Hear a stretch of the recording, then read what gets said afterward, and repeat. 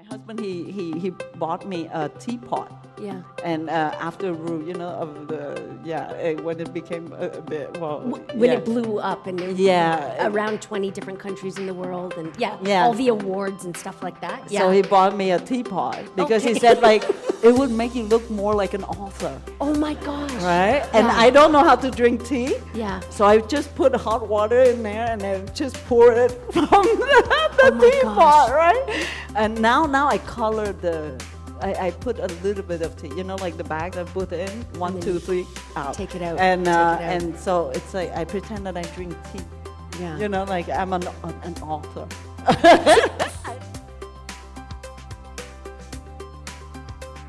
To the Harbor Grace excursion with the boys to have. Books really saved my life.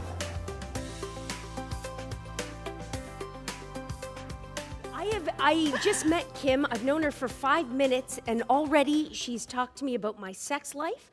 She changed her dress in front of me. She mentioned about pole dancing. I think this is going to be a great night, guys. We're in for a really great ride. Explain your dress. What happened to the dress? The dress, I got it the wrong way. And in the back, you see, it goes a little bit lower. So if I bend down a little, you would basically see my new bra. And she also showed me your new bra. It's beautiful. It's beautiful bra. And apparently that brand doesn't exist here. So if you want the brand, just ask me. I'll write it down for you. You can buy it from me. I'm feeling like a real jerk for wearing a sports bra tonight. I had no idea that you were going to... No, but the thing is, I don't know why. I always dress the wrong way. How do you say that? Backwards? The back and the backwards, yeah? I was, when the Giller... took place some years ago. That little prize. Many years ago. That little prize. I never thought that I would make the short list, right? So it was just the long list, and then I went on traveling for the books, and I traveled quite a bit, and then I was on the short list. All of a sudden, and for the short list, you have to come with a long gown. And with shoes and everything, right? And and I didn't have a dress. I didn't prepare myself for a dress. So I have some friends who are designers. So I just called one of them who was available. I went into his workshop, and I said, can you find me like a dress? And all the dresses he had was for the runway. Oh, wow. And so the runway is like a 15-year-old. An Amazon. And this wide, and I'm this wide. And so, no, but really, here, it didn't work. So he had to cut off basically 1 foot of the dress. Yeah. So it became like a shawl, from that part.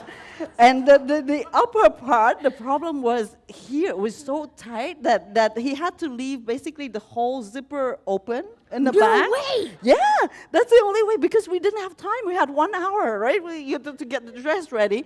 And so he just put on a hook here and a hook there, and then the dress was just open, right, in the back. So it became like a new style kind of dress, right?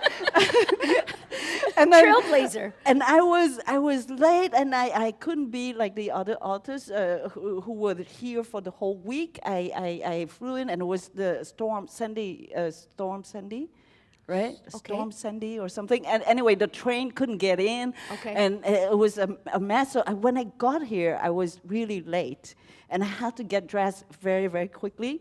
And because I don't have the right size, so the designer said, go buy some girdle? No, Spanx. Like Spanx, yes. Spanx, to put everything back in, And I went into that shop, and I said, I would like to have the best Spanx that you have. And she gave me like a handkerchief, right? Yeah.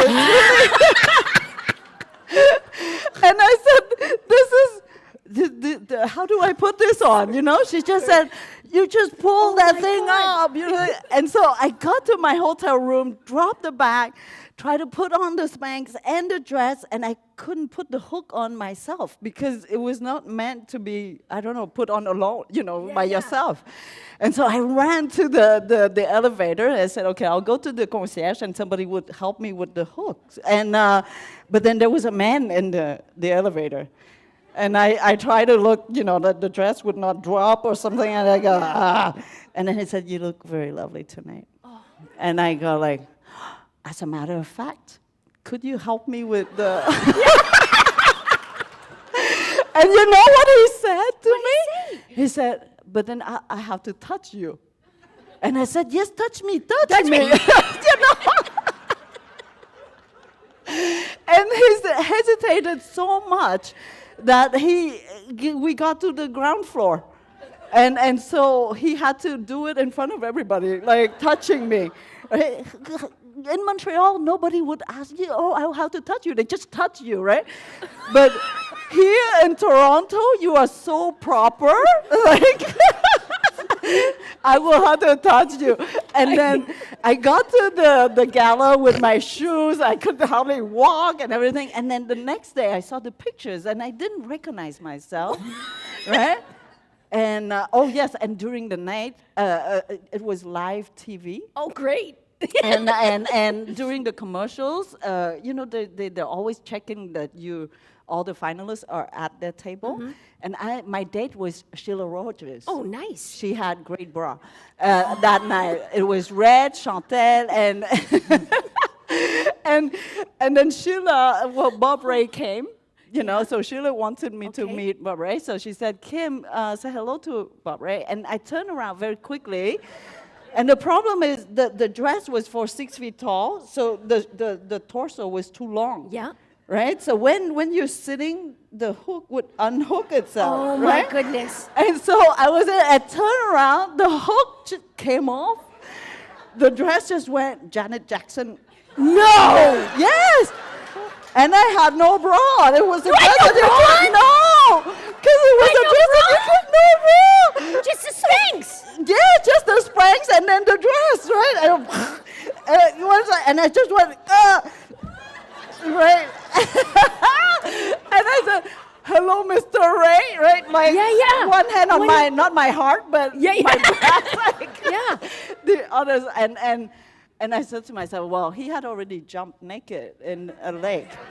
So that was okay. But the next day, with the pictures, I didn't recognize myself because I realized that I put the Spanx on the wrong way. Yeah. And the Spanx were made to push up your behind, right? And flatten your belly. And so imagine this. I had a flat ass. Yeah. And a huge belly. So sorry, that was my Gila story. So I didn't win, luckily. Yeah.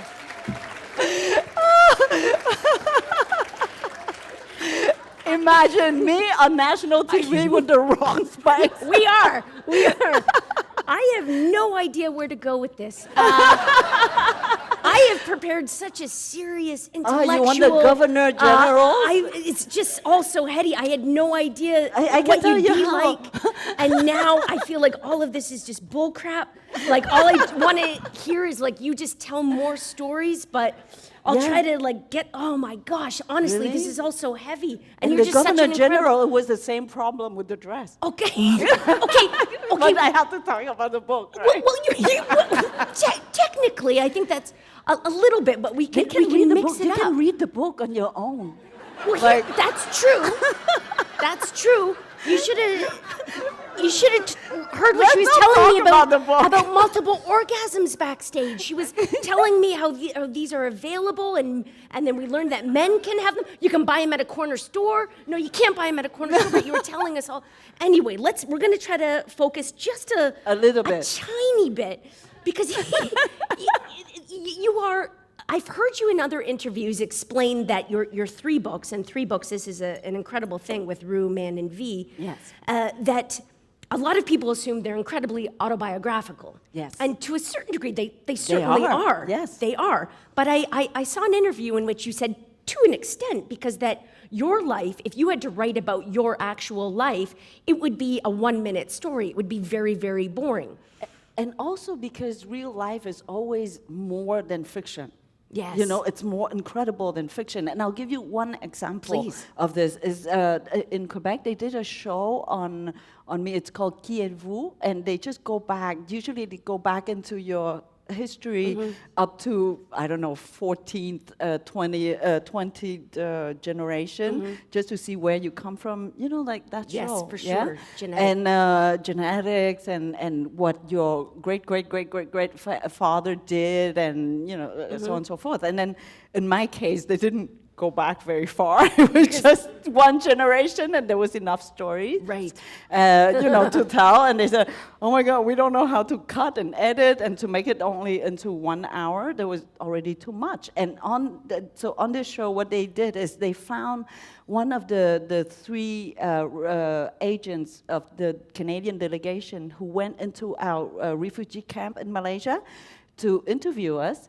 And for the longest time, you know, my father always told us that, oh, we were very lucky because on that day he volunteered as an interpreter. He could already speak French and English. Wow. So when we were in that camp on that day, the first delegation that came into our camp when we arrived was the Canadian. And the different countries would just travel to different camps in neighboring countries, like Thailand, Malaysia, Indonesia, the Philippines, Hong Kong. They just tour, right, and make their selection of refugees. And then when we arrived, it was the Canadian ones. And so my father volunteered because we knew that we would not be accepted in Canada. The criteria in Canada was sponsorship. Okay. And each country would have a different This criteria. was in 78? Yes. 78. And in Sweden, for example, Okay. it was humanitarian. So you need to have someone in your family with a handicap in order to go to Sweden at that point in time. And I remember on our boat, there was one man who couldn't speak, you know, properly, and my father thought that he was handicapped, but and suggested that he apply for Sweden, but actually no, he just had because he put a diamond in his tooth and it got infected. So he couldn't speak because it got all swollen inside. And it looks... Yeah, it looks like he was handicapped, but Yeah. actually it was just infection. So he didn't get accepted to Sweden. But goodness. so in our case, we knew that we couldn't come to Canada because we didn't have any sponsorship. Okay. And so he just volunteered as a interpreter, you know, to fill out the forms and answer questions for, and so on and so forth. And for 35 years, he said that there was at the end of the day, the three agents were already preparing, you know, folding their folders, and they were about to leave the camp, and one of the three said to the other two, maybe we should give a spot to the interpreter. And that's how we got accepted to Canada. And that's what he said, you know, to me for 35 years. But then the TV show found the man, you know, found the Quebecer of the three, of the group of three. And we went to Quebec because he could speak French, so it was like a natural marriage, right? And we found this man, and he said, no, we always give a spot to the interpreter. Oh, so it was... Like he killed the whole story. Yeah. Like the whole magic. You know, Yeah. we always thought, oh, there's this angel, you know, who that's it, really that's- helped me. And he said, no, we always give it, unless he has a criminal record or Right. some sort. But and then he sat down and he said that he toured many camps, and there was one camp in the biggest one in Malaysia. And at the height of the crisis, there were 60,000 Vietnamese refugees on that island, and it was a wide island. You know, with nobody. Well, I don't know how you say that. Unpopulated? Sauvage. Yeah, you know, like that. Nobody lives on that island, and only the refugees. We were put there, and he said that he went there too, and he showed a picture of the three Canadians, and then there were 5 girls sitting in front. And it was not really a table. It was just a piece of wood of some sort, and then 2 benches. Yeah. And the 3 Canadians had their shirt open, you know, down to their waist. And I said, you interviewed the Vietnamese refugees naked? Well, you know, like showing off your chest like that. And he said, do you know the temperature? Oh. It was like... Quite a shock to them. Yeah, I'm sure. it was like 45 in the shades. So Yeah. it was terrible to be there. And he said they started at 7 in the morning, and they ended at midnight, and there were still thousands of people lining up outside waiting. And so they didn't care what they looked like. They had to make decisions very quickly. Yeah. And he said at one point they had accepted a woman who had survived raping, and she had lost all her family. She was the only one left, and they gave her a spot. And this woman apparently walked out of the interview in the interviewing room, or kind of room or space, and she walked, and then a coconut fell on her head. No.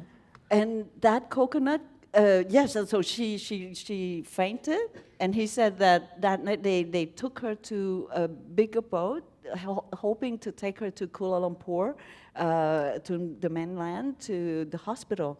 But then that night, there was a storm. So he said that the little boat couldn't reach the big boat, so they came back. So he held this woman for the whole, trip, and then she died during that night. Could you believe this? Like, she survived everything and then died because of a coconut.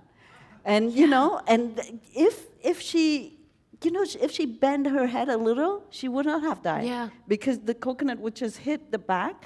Or if she was, a little bit late, then it would break her nose, but not to be right here in the middle of the head. So what are the chances, And even if you want to drop the coconut, you would never hit somebody. And so it's beyond, reality is way beyond fiction. And, I tell you this story, and I'm sure in your mind is like, oh, she's exaggerating. But I could not have this kind of imagination. Right? You cannot, and when we go to the south on a beach, you're never scared of coconuts, because every single morning there's someone going into those coconut trees to take down all the ripe coconuts.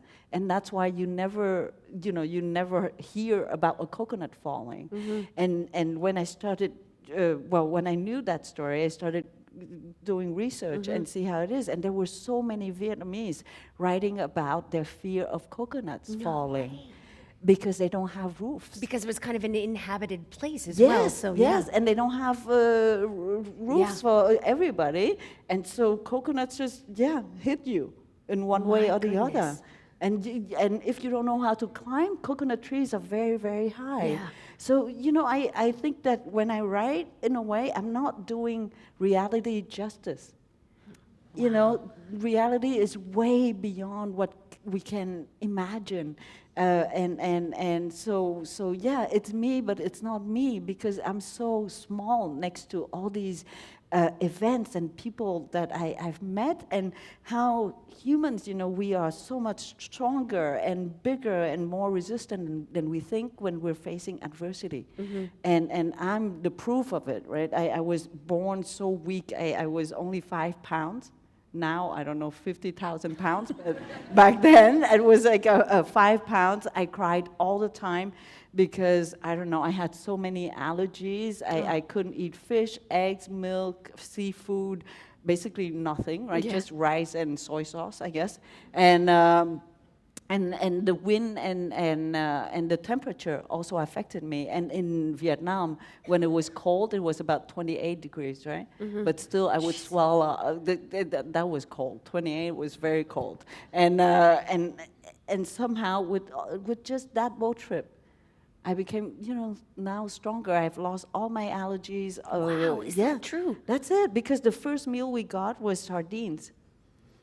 Given by the Red Crescent, because in Malaysia is a Muslim country, and so Red Cross became Red Crescent, and they deliver sardines to us that night, and we had not eaten for a while on the boat, and so when we had food, any food, we just jumped on the food, and I ate it, and I didn't react. And in the camp, we ate fish 6 days out of 7, right?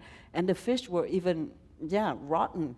But somehow, maybe because they were rotten, so I didn't have any allergies. But that is something else. Yeah. And all no the worms, reactions. the worms, I think that they ate all the allergens or something. Maybe. I think so. But my father, and I love saying this because I still remember him saying, we were supposed to have fish only, from the Red Crescent, but we get in bonus worms, like free proteins. Yeah, like free an amuse-bouche thing. Yeah. And I think that cures, and we all become so much stronger. And that's about migrants and refugees, right? When you get to survive the sea, and then you walk, and then you hit borders and walls, and you still survive. And if you get to be accepted anywhere, you are a superhuman. Yeah. To have survived all this, not only physically, but psychologically, that you didn't give up, after all these obstacles.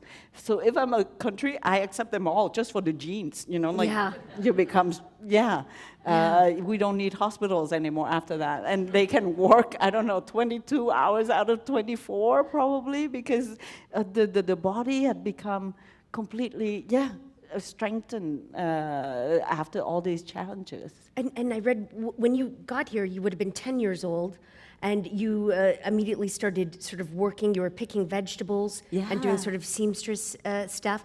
And so the idea of being a writer was that was impossible. Like even now. It's still a dream. I don't think I'm a real writer. I'm just a messenger. Why do you say that? No, because I'm just a messenger. I don't have an imagination. I don't know how to write a dialogue. Oh, okay. Let's just hold on for a second here. I can talk. I can talk, but I don't know how to write our dialogue. Anyone who's ever reviewed your books is wax poetic about how you can take these few words and condense them down, and it doesn't even read like a conventional novel. It reads like a beautiful sort of poem. And actually, and maybe it's just because I'm eating pomegranates lately. I'm going to make this point. I make these breakfast jars with pomegranates in them, and so on the weekends I take a pomegranate and I cut it in half, and I do this thing with a spoon, and I bang it out. And that's when I was like, this is what Kim's books are like.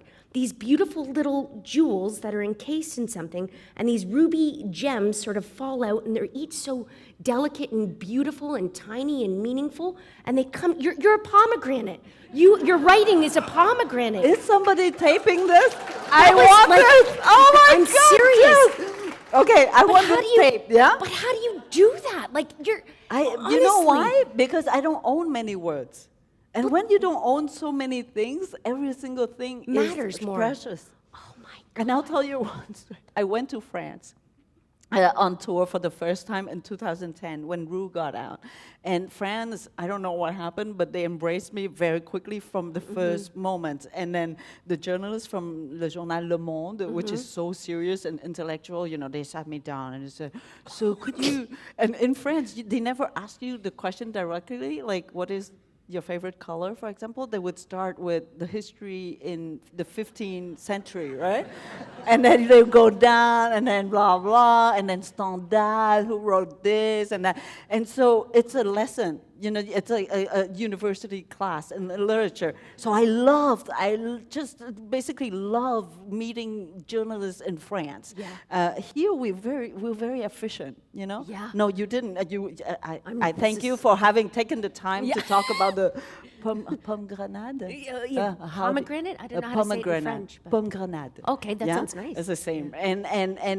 But we're very efficient here in North America. But in France, you're hearing Mr. Macron, right? It's like long sentences and everything. Yeah. And so I didn't know how to answer her, right? So I just went, the structure of the book. And I talk the talk, kind of. Yeah, no, yeah. I just put on my Asian hat and go like, I'm shy and I don't know how to answer. No way. And it works. When you have my face, you can do that. You just go like, and then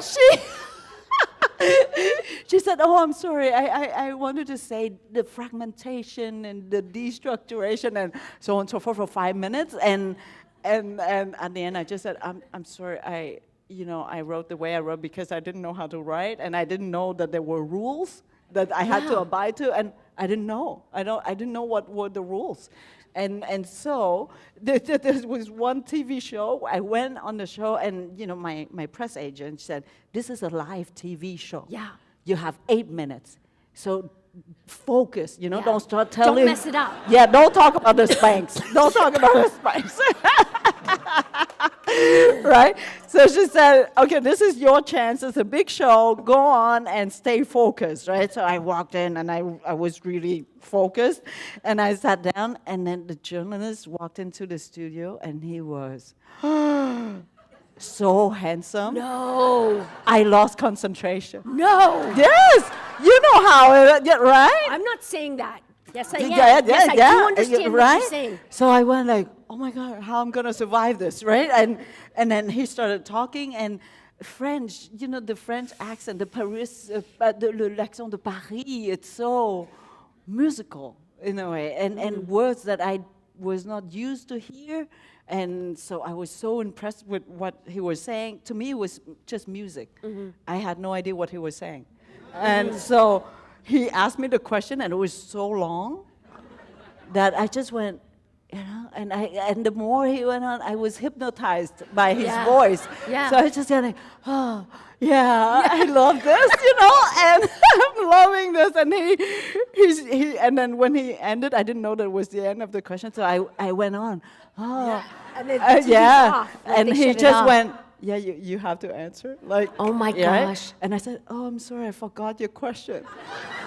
Because the only two words that I remembered were hormis et en revanche, which means exception. How do you say that? Hormis.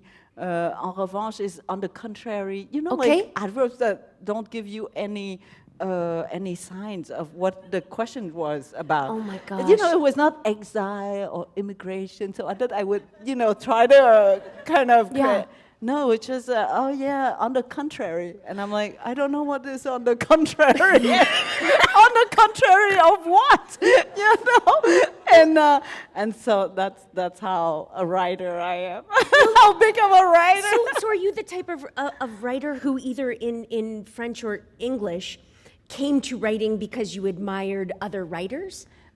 Because I love words. Yeah. I have not read a lot in my life, really. I think maybe 10 books. No way. Maybe, okay, a little bit more. Yeah. But the 10 books that I love, I know them basically by heart, almost, because I read them again and again and again, the same book over and over. And What are some of those books, if you don't mind? The Lover of Marguerite Duras Okay. in French, and the one of Tim O'Brien, The Things They Carried, and that book. Now my son, who is 18, I've been pushing this book, you know, on his table, on his bed, and next to his bed.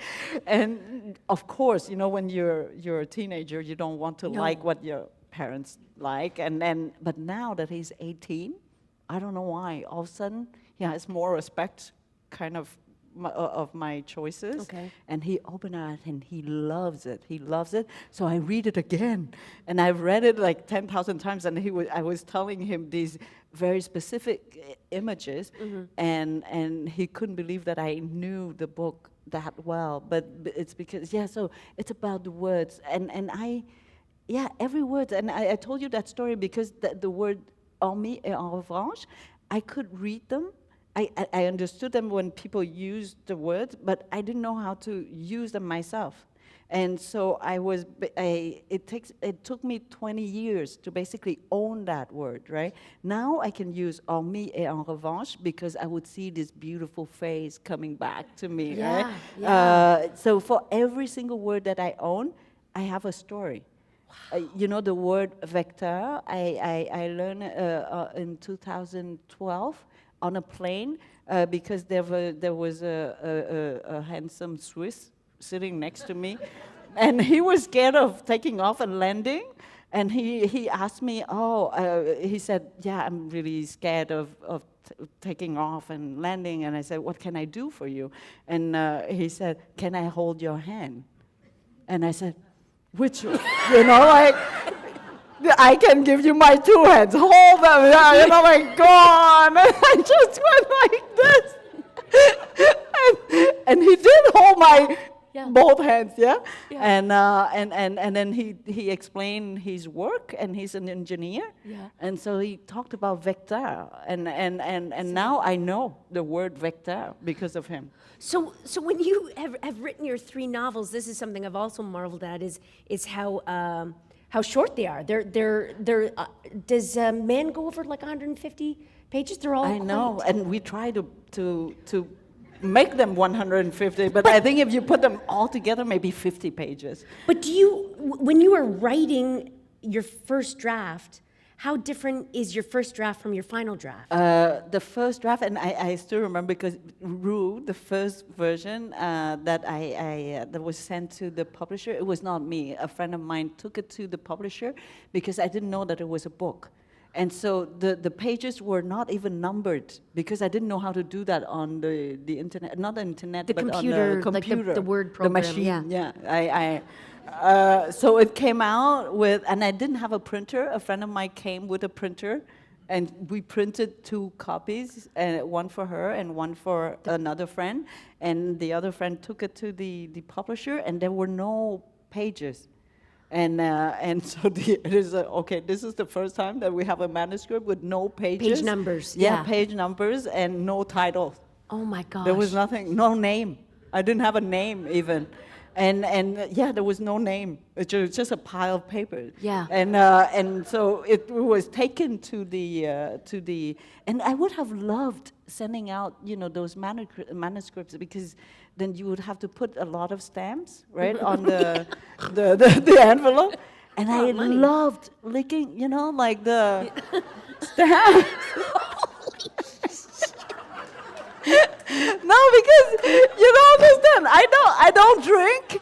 I don't have the enzyme to break the alcohol. Okay. So I cannot drink at all. And then So this is like a good Friday night for you if you're licking stamps. Yes. It's like, yeah. And it doesn't cost anything, right? And you use them to send stuff away. So it's like for free. Yep. And I cannot drink coffee or tea because I will be walking upside down, right? So so no alcohol, no coffee. Right. And what's left? Stamps, right?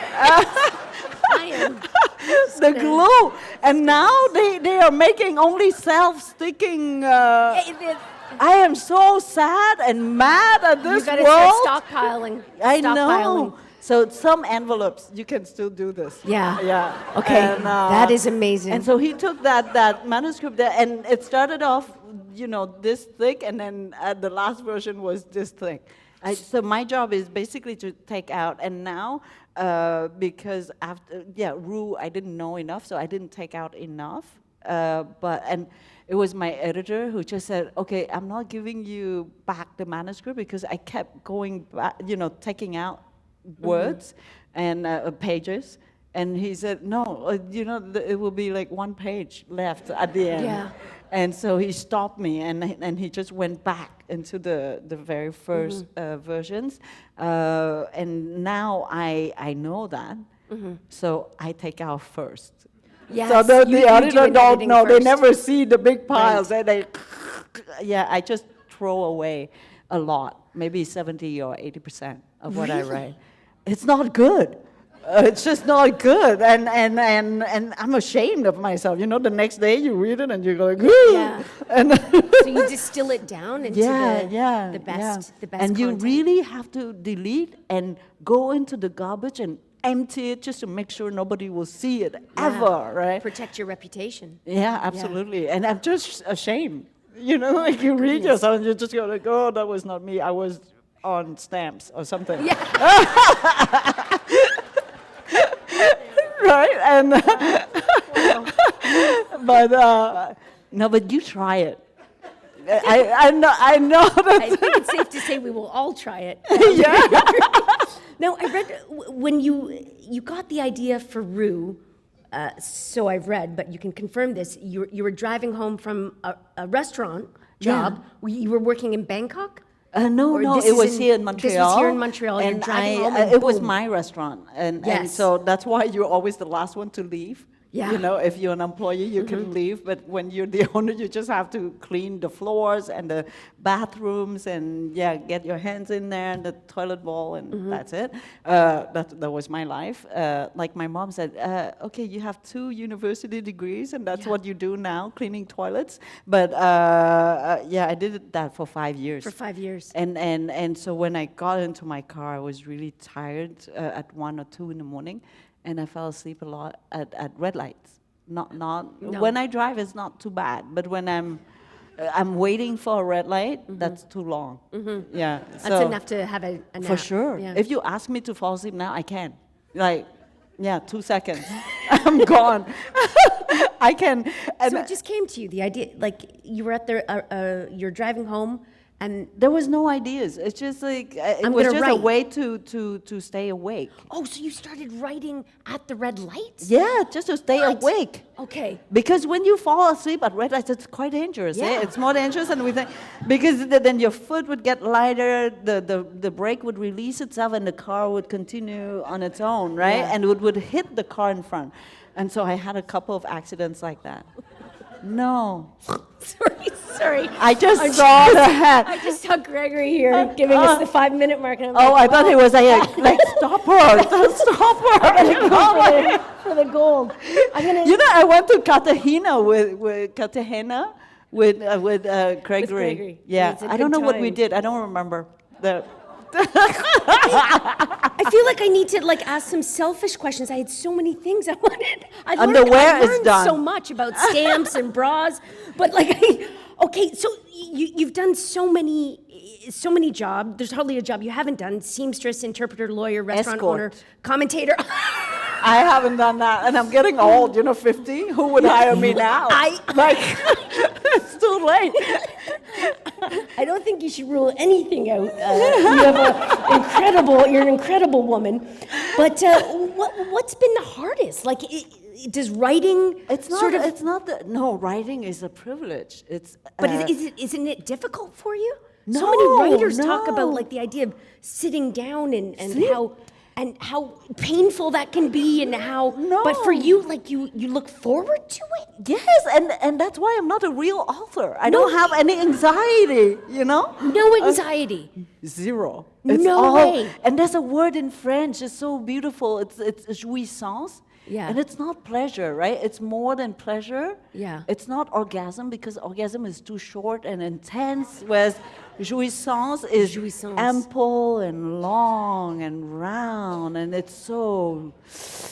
I don't know. It's not sweet. It's just like, yeah, it's just beautiful, right?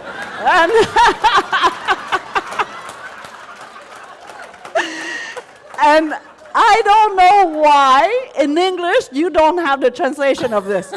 I'm sure English people, you have the same sensation. I'm sure you have experienced this, but you have not invented a word. And if you don't have the word, how can you live it again, So Yeah. you need to find a translation for jouissance. Yeah. Absolutely. And it's not joy. It's not enjoyment. It's more. There's a flair to it. I don't know how to explain it to you, but when you have it, you know it. You don't need to ask anybody about it. And so, to me, writing gives me that jouissance. It gives you that. But I've loved everything Without that any I've of the done. anxiety that so many writers No, talk about and you speak spend of. a whole day just looking for one word, or you spend a whole day with one word, and you just walk around that word, and you touch that word, and then you see the texture of it and the color of it under, during nighttime, daytime, whatever. The word changes from one sentence to the next. It doesn't have exactly the same meanings, and so it's such a privilege to spend the whole day doing that and reading the dictionary. Like who would allow you to do that? Yeah. Unless you pretend that you're a writer, right? and so now I said I'm working, right? And, Yeah. but actually no, I'm just reading the dictionary. Oh my gosh. And so that's why my husband he bought me a teapot. Yeah. And after when it became a bit When it blew up and it around 20 different countries in the world and Yeah. all the awards and stuff like that. Yeah. So he bought me a teapot because he said it would make you look more like an author, oh my gosh. right? And Yeah. I don't know how to drink tea. Yeah. So I just put hot water in there and then just pour it from the Oh my teapot, gosh. right? And now I color I put a little bit of tea, like the bags I put in, 1, then 2, 3, out. take it out, And take it out. and so it's like I pretend that I drink tea. Yeah. Like I'm an author. I love it. When you're writing, like, what else does that day look like? Like, what time are you getting up? You're setting your alarm at 6 a.m. and you're like, I'm an author. I'm gonna write now. And do you make a certain breakfast? You sit somewhere specific? I'm writing the next one now, and not because anybody wants it. It's just me, right? I was in the plane, and I was flying here, like this flight yesterday, and I was in my chair, and usually I fall asleep before it takes off, right? And if it's not a handsome Swiss next to me, then it's just go off, right? I fell asleep. And then I woke up because the man next to me, he poured water on that. You know, he knocked down the glass, and that kind of woke me up. And then all of a sudden, there you go. You know, and so I took out the computer, and it was on my back, and it was not even, and you know, so I had to twist basically my body in a certain way in order to type. And there you go. You're an observer, it's gone. and those moments you. And it was not him. It was not about him. It was not about the glass of water. But something something came to me, and so I'm just like a messenger. You know, stories just come to me, and I feel the responsibility to share it. You know, like. Yeah, I just love telling stories. And there are so many beautiful things out there, you know, about us, about humans. And if I tell you about Vietnamese stories, it's just because I know them a little bit better, and I'm lazy, so I don't have to make too much research. And so I just share what I know, what I've seen, and my only purpose when I sit down to write is to share with you beauty. What I find beautiful. Well, and you do that in spades. You really do. Yeah, and that's it. So how can you be anxious? You know, Well, you with beauty. That's a nice way of putting it. But anyway, let's not talk about me. Pomegranate. Hey, we're gonna get some questions from you guys if you'd like, and I believe there are microphones that are going to be handed out, or that are right up. That's right there. So start thinking about that, and I'll end here very, very shortly if you want to start lining up to ask those questions. I wanted to talk just a little bit about the book V. I'm sure not everyone has read it, but everyone's getting a copy. Has anyone had a chance to read it yet? A few people. Okay, wonderful. But they are with me. They're paid. They're from Random House, my publisher. Don't listen to them. Well, you can. We have no connection. We literally just met. But it is so exquisite. It's the pomegranate seeds. Again, it's a gem of a book. But there are V is a young woman who, or rather, she comes of age in Canada, but then goes back to Vietnam. To sort of live this incredible life, to discover herself. It is a book much of discovery, isn't it? Yeah. But there are also a lot of sort of tidbits that are left unanswered, which was absolutely thrilling in a way, with a love interest called, I don't want to give anything away, Vincent. And her father. Oh my gosh. Did you fall in love with him? At the end I did. Okay. At the end, I definitely fell in love with him. I want to just quickly talk while we get some people lining up about the relationship with the mother. And there is, at least among my friends who are first or second generation immigrants, the idea of parenting, which is very different when it comes to immigrant parents. And this mother, V's mother, oh boy, V has disrespected her in some instances with some of the boys she's dated, and the mother is very dramatic about it, like super dramatic about sort of loyalty and so on, and cultural traditions. And it always makes me think about sort of the type of, and I'm generalizing, but the type of parenting we see today, which is the idea that not necessarily bubble wrapping, but we don't want our kids to experience any fear, any sadness, any regrets, which are kind of like when you think about it, gosh, all of those things have kind of made me, at least, I don't want to speak for everyone, but who you are. You want to experience all of those sort of things. Yeah. Exactly. All of those struggles and so on. It's almost like a wellness machine now in terms of parenting. We don't want any young person to have any sort of anything that isn't happiness and joy. So I guess this is a long way of asking because you're a parent. Yeah, she's like French. Yeah. She's French. Talk to me about parenting. Like, Oh, anything, parenting. like- You know, of course, I realized that I'm repeating what my mom says to me. And it started off with, when I was very little, I come from a huge family in the sense that we were very, very close. And we get to be 20, 30 people at every lunchtime or dinner time in Vietnam. And I have many cousins and uncles and aunts and all of that. And I still remember my first of all, my mom, when I was as soon as I could understand, I was maybe 2 or 3, she said, "You're not born with, the physical beauty. So if you want to exist, you have to build your own beauty inside. And in order to build this beauty inside, you have to learn to become human." And she said that it takes a long time to become humans. You can learn your whole life and never become a human being when you die, that you didn't succeed. And she said, so you have to start by learning how to breathe, how to eat, how to walk, how to everything, right? And so I said, breathing, we know how to breathe. And she said, no, talk to an opera singer and that you don't know how to breathe, and or a diver, and you know that you have to breathe very differently. And it's the same thing with walking. You don't walk on a catwalk or in a temple the same way.